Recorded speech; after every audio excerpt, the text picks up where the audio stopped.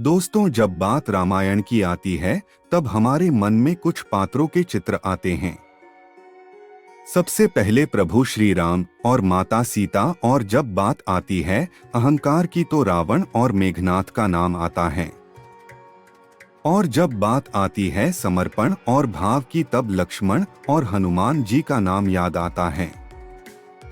और जब बात आती है त्याग की तो हमें सिर्फ भरत का नाम याद आता है। और जब बात आती है निर्दयता की तब हमारे मन में सिर्फ कैकेयी का नाम आता है। परंतु इस विस्तृत महाखंड रामायण में इतने अधिक पात्र हैं, इतने अधिक चरित्र हैं, इतने अधिक व्यक्तित्व हैं कि हर किसी पर हमारा ध्यान नहीं जाता। हम सिर्फ उन्हीं पात्रों पर अपना ध्यान केंद्रित रखते हैं जिन्हें हम टीवी में देखा है या जिनके बारे में अधिक रामायण में बताया गया है। परंतु आज हम इस वीडियो में ऐसे चरित्र के बारे में बात करेंगे जिसके बारे में बहुत ही कम बात की जाती है, परंतु उनका त्याग, प्रेम, समर्पण कहीं भी सीता, राम, लक्ष्मण, भरत और हनुमान से कम नहीं है। हमने आज तक रामायण इस दृष्टिकोण से देखा है, उसमें हमें पात्र और चरित्र बहुत ही कमी ही दिखाई देता है। रामायण को आज तक हमने, आपने और इस समाज ने भगवान श्री राम की दृष्टिकोण से देखा, लक्ष्मण को देखा, देवी सीता को जाना, हनुमान जी के भक्ति भाव को जाना, रावण के ज्ञान को पहचाना, लेकिन कभी यह ध्यान नहीं दिया कि इस रामायण में अगर कोई सबसे अधिक उपेक्षित और अनदेखा पात्र था तो वह थी लक्ष्मण की पत्नी और जनकनंदिनी सीता की बहन उर्मिला।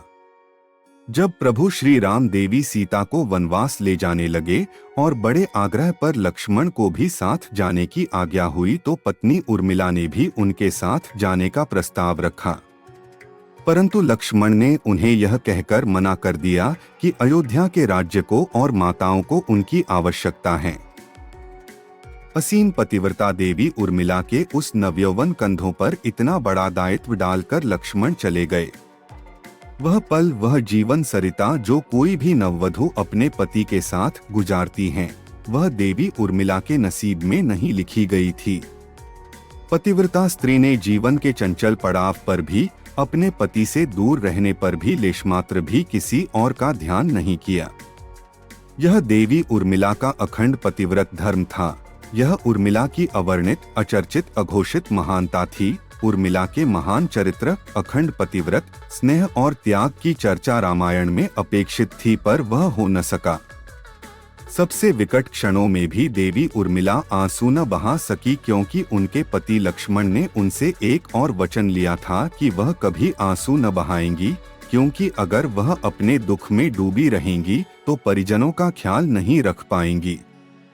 यह कोई कल्पना कर सकता है कि अपने पति को 14 वर्षों के लिए अपने से दूर जाने देना और उसकी विदाई पर आंसू भी न बहाना किसी नवविवाहिता के लिए कितना कष्टकारी हो सकता है।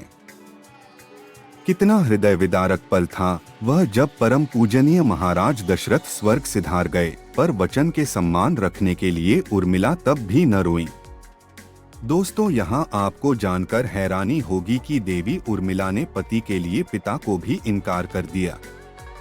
दरअसल महाराज जनक अपनी पुत्री को मायके अर्थात मिथिला ले जाना चाहते थे, ताकि माँ और सखियों के सानिध्य में उर्मिला का पति वियोग का दुख कुछ कम हो सके। परंतु उर्मिला ने मिथिला जाने से सादर इनकार कर दिया, यह कहते हुए कि अब पति के परिजनों के साथ रहना और दुख में उनका साथ न छोड़ना ही अब उनका धर्म है। इसके साथ ही बहुत से लोग इस बात से परिचित हैं कि अपने वनवास के दौरान भाई और भाभी की सेवा करने के लिए लक्ष्मण पूरे 14 साल तक नहीं सोए थे। उनके स्थान पर उनकी पत्नी उर्मिला दिन और रात सोती रहीं। लेकिन यह बात बहुत कम लोग जानते हैं कि रावण के बेटे मेघनाद को यह वरदान प्राप्त था कि जो इंसान 14 वर्षों तक ना सोया हो केवल वही उसे हरा सकता है। इसलिए लक्ष्मण मेघनाद को मोक्ष दिलवाने में कामयाब हुए थे। रावण के अंत और 14 वर्ष के वनवास के पश्चात जब राम, सीता और लक्ष्मण वापस अयोध्या लौटे तब वहां राम के राजतिलक के समय लक्ष्मण जोर जोर से हंसने लगे। सभी को यह बात बेहद आश्चर्यजनक लगी कि क्या लक्ष्मण किसी का मजाक उड़ा रहे हैं। जब लक्ष्मण से इस हंसी का कारण पूछा तो उन्होंने जो जवाब दिया कि ताउम्र उन्होंने इसी घड़ी का इंतजार किया है, लेकिन आज जब यह घड़ी आई है तो उन्हें निद्रा देवी को दिया गया वो वचन पूरा करना होगा जो उन्होंने वनवास काल के दौरान 14 वर्ष के लिए उन्हें दिया था। दरअसल निद्रा ने उनसे कहा था कि वह 14 वर्ष के लिए उन्हें परेशान नहीं करेंगी और उनकी पत्नी उर्मिला उनके स्थान पर सोएंगी।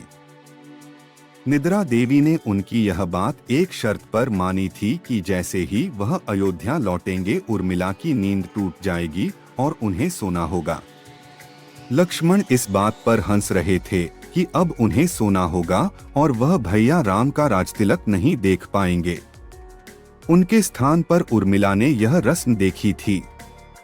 एक और वाकया ऐसा है जो यह बताता है कि लक्ष्मण की विजय का मुख्य कारण उर्मिला थी।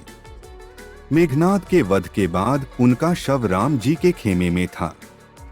जब मेघनाद की पत्नी सुलोचना उसे लेने आई, पति का छिन्न शीश देखते ही सुलोचना का हृदय अत्यधिक द्रवित हो गया। उसकी आंखें बरसने लगीं। रोते रोते उसने पास खड़े लक्ष्मण की ओर देखा और कहा, सुमित्रानंदन, तुम भूलकर भी गर्व मत करना कि मेघनाद का वध मैंने किया है। मेघनाद को धराशायी करने की शक्ति विश्व में किसी के पास नहीं थी। यह तो 2 पतिव्रता नारियों का भाग्य था।